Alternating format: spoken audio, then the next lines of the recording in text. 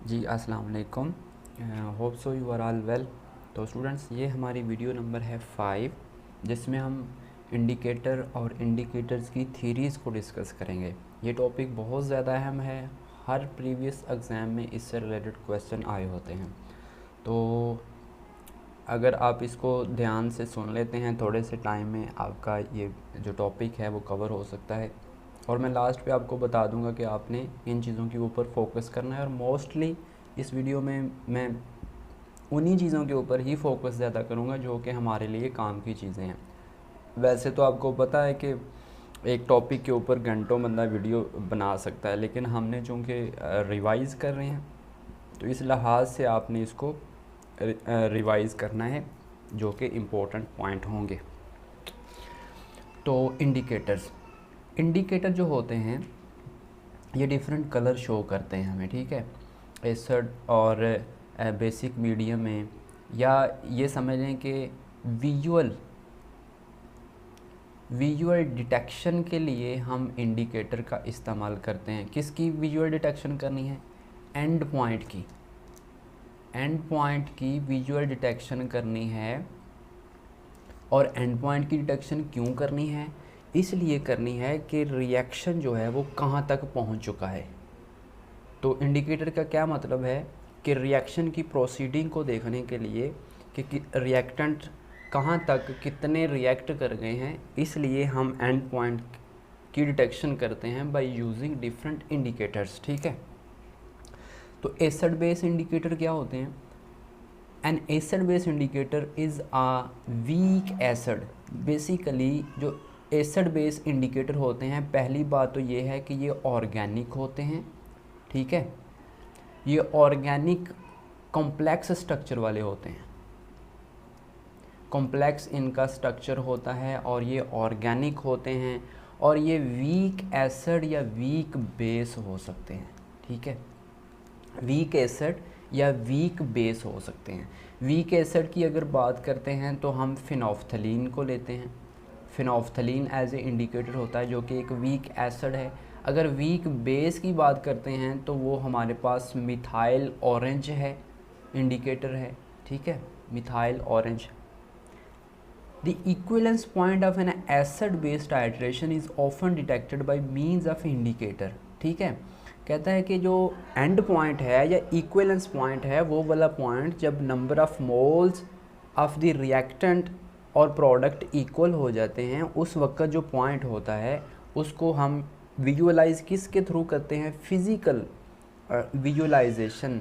ज़ाहिर सी बात है, विजुअलाइज करना किसी चीज़ को एक फ़िज़िकल फिनोमिना ही है। तो physical detection of the end point या इक्विवेलेंस पॉइंट के लिए हम इंडिकेटर का इस्तेमाल करते हैं। ऑर्गेनिक मॉलिक्यूल्स होते हैं और कॉम्प्लेक्स स्ट्रक्चर इनके होते हैं। तो हमें पता है कि डिफरेंट थ्योरीज़ हैं। उन थ्योरीज़ के अकॉर्डिंग सबसे पहली हमारे पास थ्योरी है ओस्टवर्ल्ड थ्योरी, ठीक है। इसके मुख्तलिफ पॉइंट हैं। सबसे पहली बात इसने यही की थी कि ये ऑर्गेनिक वीक एसिड या बेस हो सकते हैं, ठीक है। उसके बाद जो कलर होते हैं वो आयोनाइज्ड या अनआयोनाइज्ड फॉर्म की वजह से होते हैं। और आपको पता है कि कोई भी इंडिकेटर जो होता है वो एक पीएच रेंज के ऊपर वर्क करता है, ठीक है। इंडिकेटर पीएच रेंज के ऊपर वर्क करता है। तो देखें, according to Ostwald, acid base indicator are weak organic acid या बेस इंडिकेटर होंगे, ठीक है। वीक एसिड या बेस होंगे और ऑर्गेनिक होंगे। उसके बाद देखें जी, ये हमने एच इंडिकेटर लिखा है इसलिए कि ये एक एच पॉजिटिव होता है ना, एसिड जो होते हैं एच पॉजिटिव देते हैं, ये एसिड इंडिकेटर को रिप्रेजेंट करने के लिए है। और HIN जो है ये सिंपल अनआयोनाइज्ड फॉर्म है, यानी आयोनाइज्ड फॉर्म में नहीं है, ठीक है। और ये जो IN नेगेटिव है ये आयोनाइज्ड फॉर्म है, ठीक है। और जो अनआयोनाइज्ड फॉर्म की वजह से कलर होता है वो एक कलर होता है, और दूसरा कलर जो होता है वो आयोनाइज्ड फॉर्म की वजह से होता है। जो अनआयोनाइज्ड की फॉर्म की वजह से होता है वो लेस लाइट कलर होता है, और डार्क कलर जो होता है वो आयोनाइज्ड फॉर्म की वजह से होता है, ठीक है। ये हम जनरल बात कर रहे हैं, आगे थोड़ी देर बाद ही हम आएंगे जब फिनोल्फ्थलीन और मिथाइल ऑरेंज के ऊपर, तो वहाँ पे आपको पता चल जाएगा। आपको पता है कि जैसे ही हम इसको करते हैं, ये अनआयोनाइज्ड फॉर्म है, अनआयोनाइज्ड यानी अनडिसोसिएटेड फॉर्म की वजह से कौन सा कलर होता है, तो वो लाइट कलर होता है, ठीक है। अनडिसोसिएटेड फॉर्म या अनआयोनाइज्ड फॉर्म की वजह से जो कलर होता है वो लाइट कलर होता है, ठीक है। और जो आयोनाइज्ड फॉर्म है, ये आयन नेगेटिव जो है, ये आयोनाइज्ड फॉर्म है।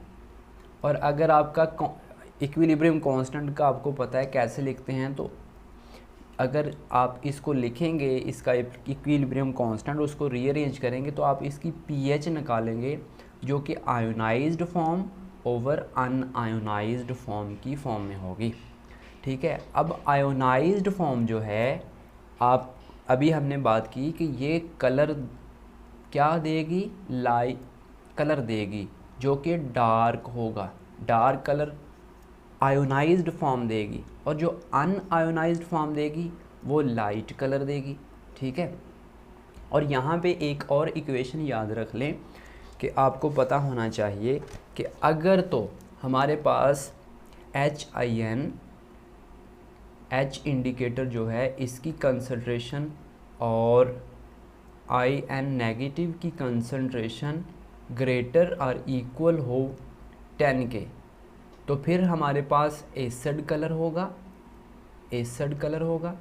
और अगर IN नेगेटिव की कंसंट्रेशन ओवर HN IN की कंसंट्रेशन ग्रेटर और इक्वल हो 10 के, तो फिर कौन सा कलर होगा, बेस कलर होगा, ठीक है। ये पॉइंट आपने याद रखना है। और उसके बाद pH रेंज जो होती है ना, pH रेंज जो होती है इंडिकेटर की, उसको हम रिप्रेजेंट लिखते हैं एक सिंपल इक्वेशन के साथ। P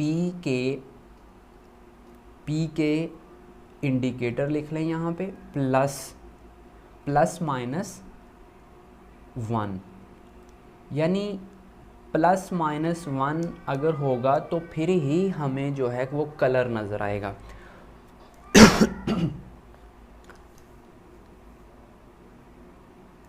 और उसके बाद कहता है कि when IN negative is less, अगर ये लेस हुआ किससे, 9% से। इन्हीं चीज़ों को आप इस तरीके से हम लिख सकते हैं, ये वाली ऊपर जो लिखी हैं, अगर लेस हुआ तो colour is due to HIN, acid colour होगा। और अगर यही चीज़ 9 से ज़्यादा हुई तो कलर किस वजह से होगा, IN नेगेटिव की वजह से होगा, और बेस का कलर नज़र आएगा हमें। तो ये है ओस्टवर्ड थ्योरी। देखें, वही बात हो गई कि हमें अल्कलाइन या बेसिक होएगा।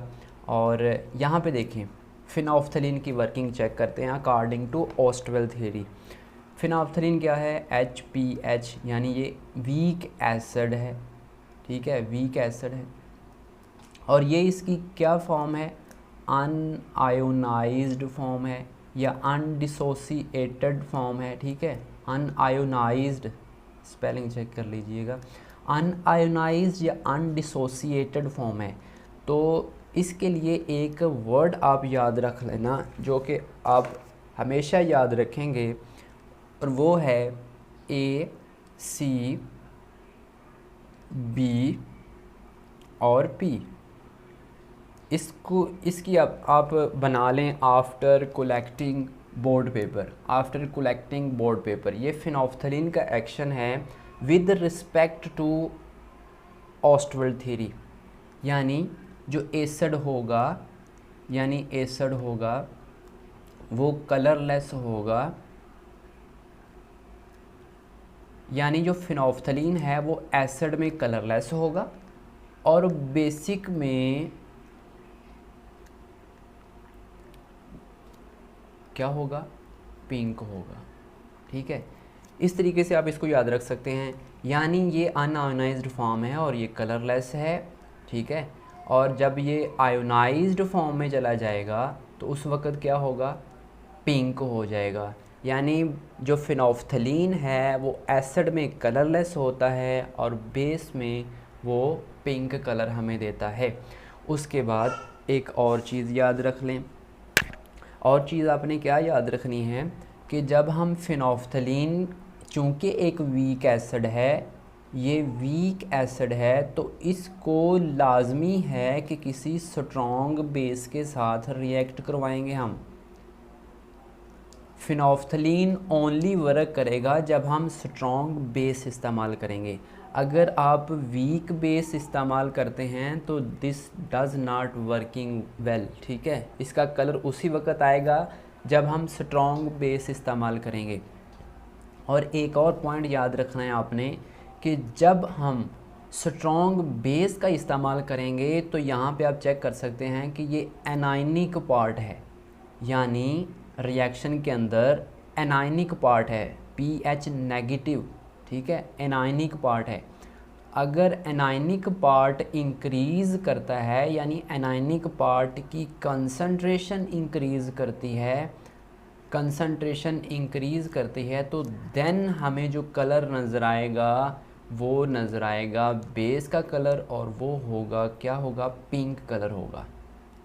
मैं दोबारा जल्दी से रिपीट करता हूँ कि फिनोल्फ्थलीन एक वीक एसिड है और ये स्ट्रॉन्ग बेस की मौजूदगी में ही काम कर सकता है, ठीक है। और एसिड, जो फिनोल्फ्थलीन है, एसिड में ये कलरलेस होता है और बेस में ये पिंक कलर हमें देता है, ठीक है।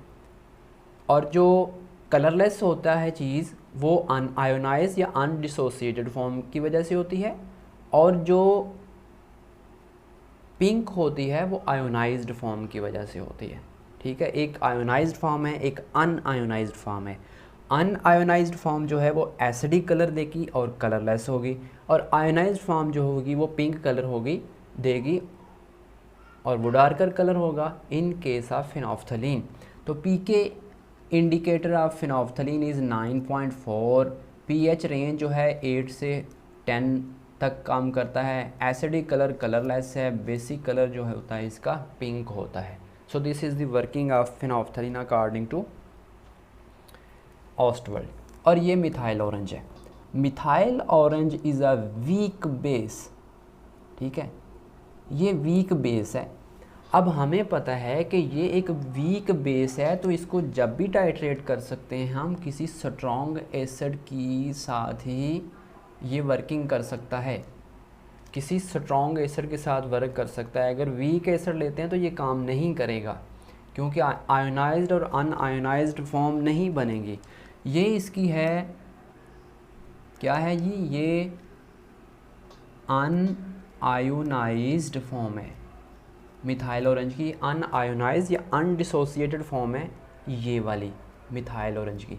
और ये वाली जो फॉर्म है ये है इसकी आयोनाइज्ड, ठीक है, आयोनाइज्ड फॉर्म और अनआयोनाइज्ड फॉर्म। उसके बाद यहाँ पे आपने एक वर्ड याद रखना है हमेशा के लिए, वो याद रखना है ARBY, अरबी। यानी मिथाइल ऑरेंज के केस में आपने वर्ड याद रखना है अरबी, यानी एसिड में ये होगा रेड, ठीक है, और बेस में ये क्या होगा, बेस कलर क्या होगा, येलो। तो याद रखिएगा कि जब बेस में जाएगा तो ये येलो कलर देगा, और एसिड में कलर क्या देगा,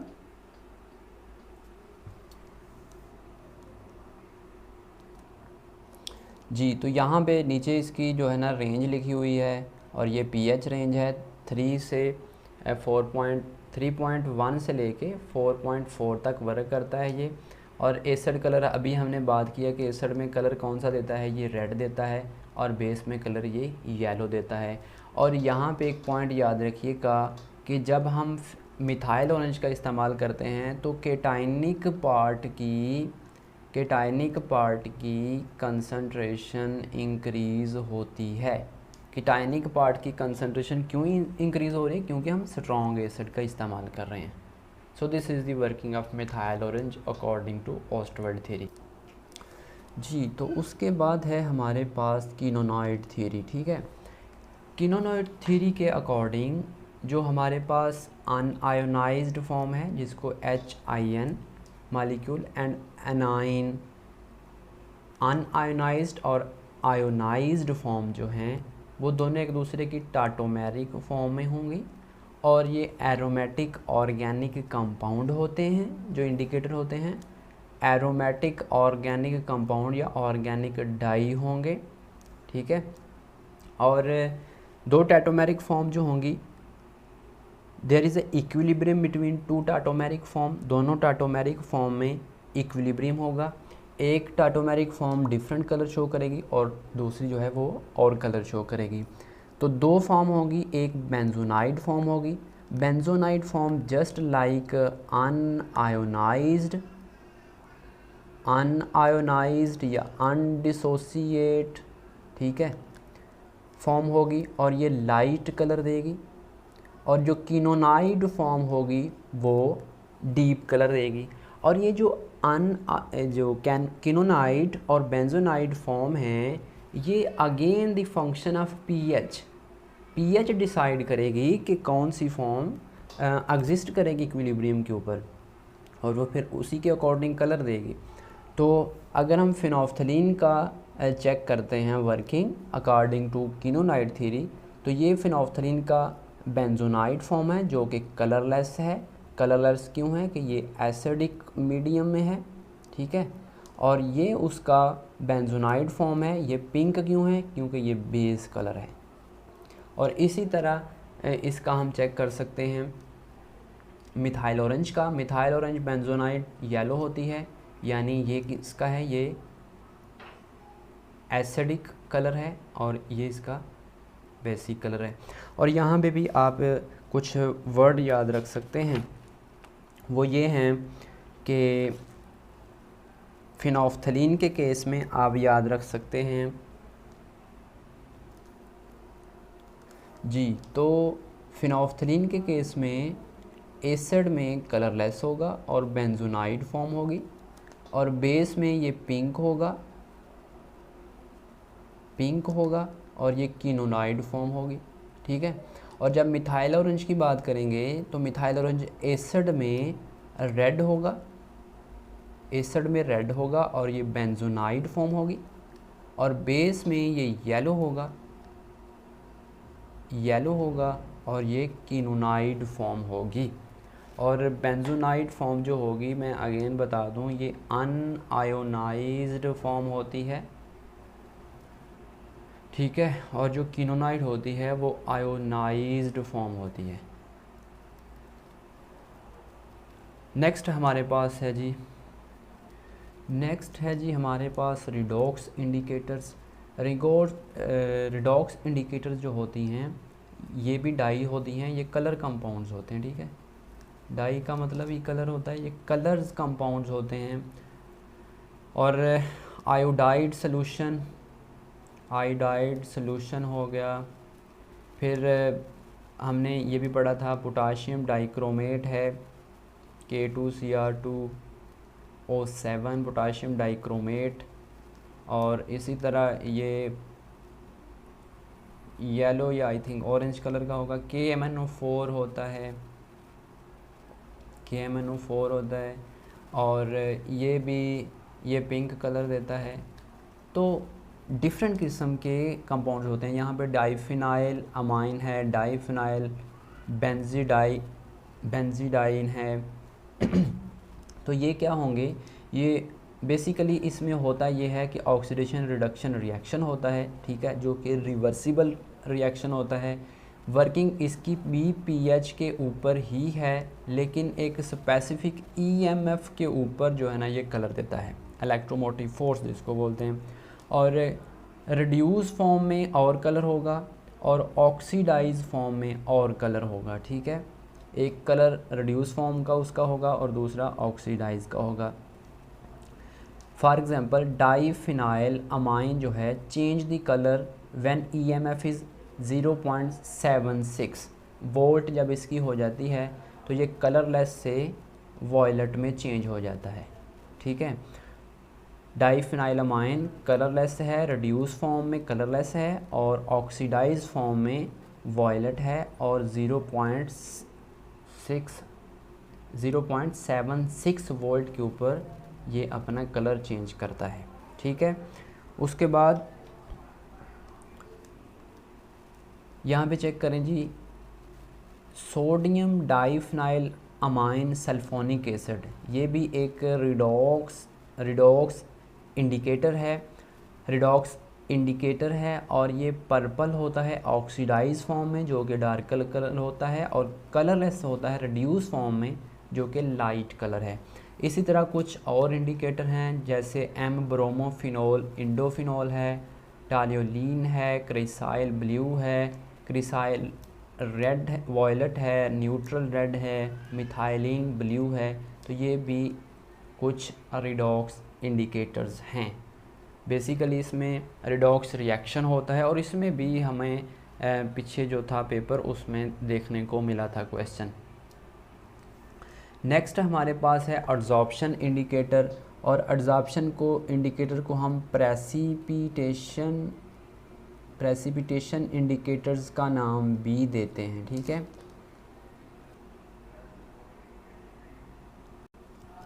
तो जो एड्सॉर्प्शन इंडिकेटर हैं या प्रेसिपिटेशन इंडिकेटर हैं इसको इंट्रोड्यूस करवाया केफ जान ने। और होता यूँ है कि चूँकि प्रेसिपिटेशन होती है तो डिफरेंट प्रेसिपिटेट्स के डिफरेंट कलर्स होते हैं। जब हम मुख्तलिफ एड्सॉर्प्शन इंडिकेटर इस्तेमाल करेंगे तो उन प्रेसिपिटेट्स के ऊपर जाके वो एड्सॉर्ब हो जाएगा और अपना कलर शो करेगा। हम एसिडिक डाई हैं फ्लोरोसिन और इयोसिन, इसका इस्तेमाल करते हैं सोडियम साल्ट के लिए। फिर बेसिक डाई है रोडामीन जिसको हैलोजन साल्ट के लिए इस्तेमाल करते हैं। फॉर एग्ज़ाम्पल जब हम क्लोराइड सोल्यूशन एक लेते हैं और उसको टाइट्रेट करते हैं सिल्वर नाइट्रेट के साथ तो दो लेयर बनती हैं, एक प्राइमरी और एक सेकेंडरी। यहाँ पे चेक करें कि सिल्वर क्लोराइड के ऊपर एक क्लोराइड की लेयर बन गई और एक सोडियम आयन की लेयर बन गई। जैसे ही हम इस में डालते हैं फ्लोरोसिन तो फ्लोरोसिन की एड्सॉर्प्शन जो टेंडेंसी है वो ज़्यादा है एज़ कम्पेयर टू नाइट्रेट, तो वो अपनी जगह ले लेती है।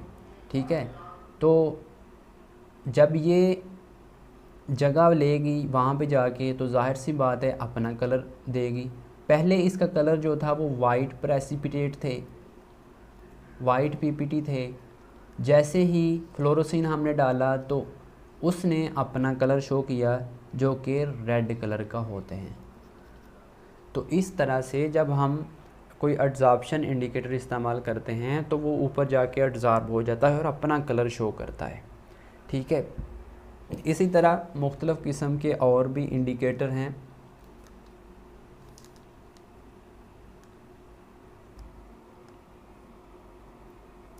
जी, तो कुछ नेक्स्ट इंडिकेटर हैं लाइक इयोसिन है, इसको हम ब्रोमाइड और आयोडाइड की डिटेक्शन के लिए या टाइट्रेशन के लिए इस्तेमाल करते हैं in the presence of acetic acid की मौजूदगी में, यानी वीक एसिड की मौजूदगी में इसका इस्तेमाल करते हैं। और इसका जो एंड पॉइंट होता है पिंक कलर से रेडिश वॉयलेट में चेंज हो जाता है। इसी तरह डाई इथाइल फ्लोरोसिन, इसको हम डाइल्यूट सोल्यूशन ऑफ आयोडाइड के लिए इस्तेमाल करते हैं टाइट्रेशन के लिए, और इसका एंड पॉइंट रेडिश से ब्लू रेड में चेंज होता है। इसी तरह डाईक्लोरोफ्लोरोसिन, ये वाला क्वेश्चन जो था अभी 2020 में हमसे पूछा गया हुआ था। क्लोराइड आयन की डिटेक्शन के लिए इन ड्रिंकिंग वाटर हम क्या इस्तेमाल करते हैं, डाईक्लोरोफ्लोरोसिन, और ये भी वीक एसिड की मौजूदगी में ही वर्क करता है और येलोइश ग्रीन कलर से रेड कलर में चेंज होता है। So these are some indicator theories and indicators. Students, you know very well कि इतने शॉर्ट टाइम में हम ज़्यादा बातें नहीं कर सकते। आपका भी टाइम शॉर्ट है, हमारे लिए भी टाइम शॉर्ट है, मसरूफियात हैं हर एक की अपनी अपनी। तो इतना जितना आपको मैं डाटा प्रोवाइड कर रहा हूँ इंशाल्लाह ये आपके लिए बहुत ज़्यादा हेल्पफुल होगा अगर आप इसको ध्यान से सुनते हैं और मैं आपको साथ साथ बताता भी जाता हूँ कि कौन सा कब पूछा गया था, कौन सा कब पूछा गया था। अभी जो हमने ये वाला रोडामीन वाले जो हैं इंडिकेटर, या ईयूसिन या फ्लोरोसिन, ये तीनों इंडिकेटर आप चेक कर लें कि 2017 के पेपर में ये पूछे गए हुए हैं। एब्जॉर्प्शन इंडिकेटर होते हैं ये वाले। अभी 2020 में जो पूछा गया, ये वाला पूछा गया डाईक्लोरोफ्लोरोसिन, क्लोराइड आयन की डिटेक्शन के लिए। मैं आपको ऐसे नहीं बात कर रहा, आप मेरी इसी चैनल के ऊपर एक वीडियो है 2020 का जो पेपर हुआ था उसके ऊपर कंप्लीट, आप उसको देखिएगा, आपको ये वाला पता चल जाएगा, ठीक है। तो इसलिए इनको लाइट नहीं लेना आपने, और इसको अच्छे अंदाज में करना है। आपको पता है कि 1 मार्क्स ही इकट्ठे हो के कुछ वेटेज बनाते हैं, तो इसलिए होप्स हो कि ये आपके लिए हेल्पफुल होगा। तो हमें दीजिए इजाज़त, आपसे सिर्फ वही चीज़ रिक्वायर्ड है जो कि मैं आपसे ऑलरेडी बोलता हूँ। Sorry, 1 minute more. Types of indicator, आपको पता है कि इंडिकेटर एक्सटर्नल होते हैं जो कि बाहर से डालते हैं, हम आउटसाइड बाहर से डालते हैं, जैसे फिनाइल्फ्थलीन या मिथाइल ऑरेंज को हम एसिड बेस इंडिकेटर में इस्तेमाल करते हैं। और इसी तरह इंटरनल इंडिकेटर होते हैं। इंटरनल इंडिकेटर ये होते हैं कि वो इट सेल्फ अंदर कोई रिएक्टेंट जो होता है वो इंडिकेटर का काम करना शुरू कर देता है, जिसको self indicator, like potassium KMnO4, जैसे कि पर मैंगनोमेट्री टाइट्रेशन। ये हम टाइट्रेशन में भी इन दोनों इंडिकेटर को डिस्कस कर चुके हैं। आपसे वही बात कि लाइक और मेरी हौसला अफजाई के लिए सिर्फ एक कमेंट, और अगर आप नए हैं तो subscribe. This is my requirement. So thanks for watching. अल्लाह हाफिज़।